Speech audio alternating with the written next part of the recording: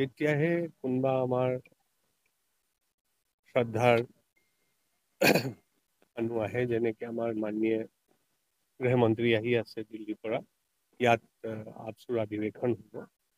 চ' তেনেকে অধিৱেশন হ'লে আমাৰ বেছিক প্ৰটোটো থাকে যে কোনোৱে প্ৰব্লেম নহয়।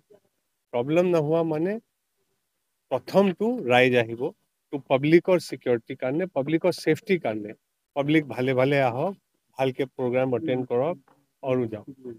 প্লাছ আমাৰ কেইটামান চিকিউৰিটি প্ৰট'কল থাকে, সেইটো চিকিউৰিটি প্ৰট'কল আমাক মানিব লাগে। চিকিউৰিটি প্ৰট'কলৰ মতে পাব্লিকক শাস্তি নিদিয়াকে, কোনো প্ৰব্লেম নোহোৱাকে আহি চবে ভালকে হৈ যায়, এইটো কাৰণে মই আহিছো। ইয়াত অৰ্গেনাইজাৰ, ডিষ্ট্ৰিক্ট এডমিনিষ্ট্ৰেশ্যন, আমাৰ পুলিচৰ মানুহ চবৰ লগত কথা পাতিলো, আমি এৰেঞ্জমেন্ট কৰিলো।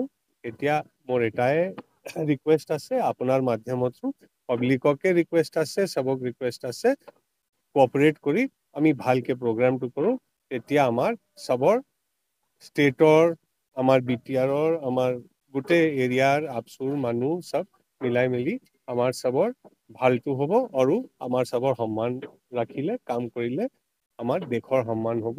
জয় হিন্দ, জয় আই অসম। স্যাৰ এটা